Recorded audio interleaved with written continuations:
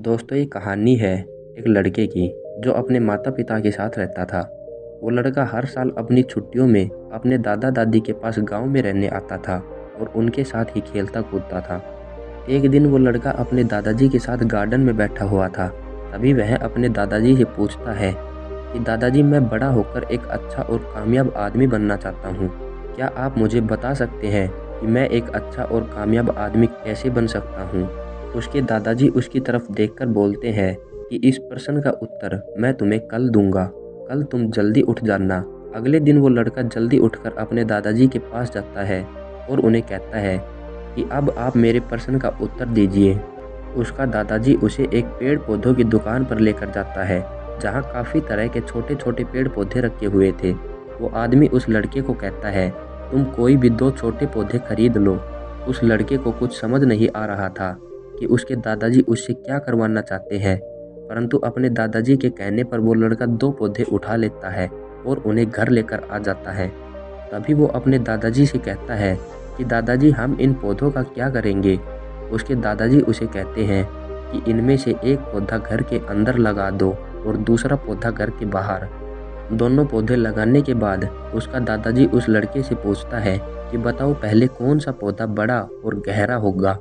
वो लड़का कुछ देर सोचकर बोलता है कि दादाजी, पहले घर के अंदर जो गमले में पौधा लगा है वो बड़ा और गहरा होगा, क्योंकि वह हर तरीके से मुसीबतों से बचा रहेगा।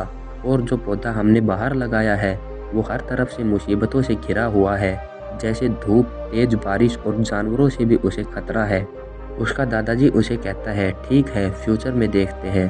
ठीक 5 साल बाद वो लड़का अपनी छुट्टियों में फिर से अपने दादाजी के पास वापस आया और उनसे पूछने लगा कि दादाजी, मैंने पिछली बार आपसे पूछा था कि मैं एक बड़ा और कामयाब आदमी कैसे बनूंगा।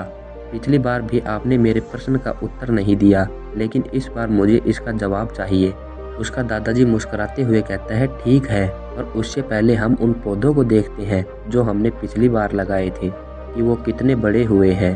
तभी उसके दादाजी उसे सबसे पहले घर के अंदर जो पौधा लगाया था उसके पास लेकर जाते हैं।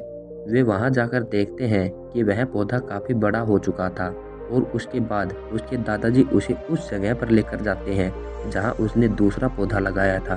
वहां जाकर वह देखते हैं कि वह पौधा काफ़ी बड़ा हो चुका था, काफ़ी विशाल हो चुका था और उसकी टहनियाँ भी काफ़ी मजबूत हो चुकी थी।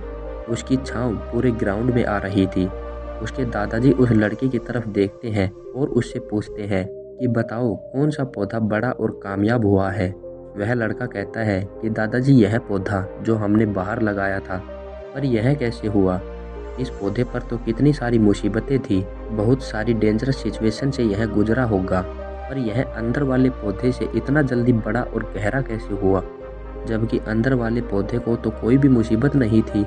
उसके दादाजी उस लड़के की तरफ देखते हैं और कहते हैं कि तुमने सही कहा, इस पौधे ने बहुत सारी मुसीबतों के साथ समझौता किया होगा, इसके कारण यह इतना बड़ा हुआ है और अब यह जितना चाहे उतनी अपनी टहनियों को बड़ा और मजबूत कर सकता है।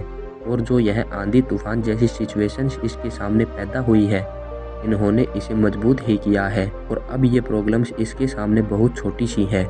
वह आदमी उस लड़के को कहता है कि बेटा, जब तक तुम अपनी लाइफ में स्ट्रगल से नहीं गुजरोगे, डिफ़िकल्टीज से नहीं गुजरोगे, बुरे समय से नहीं गुजरोगे, तब तक तुम अपनी लाइफ में सक्सेसफुल नहीं बन सकते। अगर तुम अपनी लाइफ में हमेशा कंफर्ट को चुनोगे तो तुम इतना ग्रो नहीं कर पाओगे जितना तुम कर सकते हो। लेकिन तुम अगर अपनी लाइफ में हर सिचुएशन से निपटने के लिए तैयार रहोगे तो यह बड़ी बड़ी प्रॉब्लम्स भी तुम्हारे सामने छोटी होती चली जाएगी। इतना सुनने के बाद वह लड़का एक गहरी सांस लेता है और कुछ देर तक उस पेड़ की तरफ देखता है और उसके दादाजी का एक एक शब्द उसके दिमाग में घूम रहा था और वह समझ चुका था कि उसे क्या करना है। दोस्तों, ये छोटी सी कहानी हमें बताती है कि हर इंसान की ज़िंदगी में छोटी छोटी प्रॉब्लम्स, रुकावटें आती रहती हैं और हम उन रुकावटों को बहुत बड़ा समझ लेते हैं, लेकिन असल में वह रुकावटें हमें बेहतर बनाने का प्रयास करती हैं। क्योंकि किसी ने क्या खूब कहा है कि अगर आपकी ज़िंदगी में प्रॉब्लम्स नहीं आ रही तो आप समझ जाइए कि आप एक गलत ट्रैक पर हैं। बाकी आपको यह कहानी कैसी लगी कमेंट करके ज़रूर बताना, और अगर आप यह कहानी और लोगों तक पहुंचाना चाहते हैं तो इसे शेयर करना। बाकी मैं मिलता हूं दूसरी वीडियो में, तब तक के लिए जय श्री राम।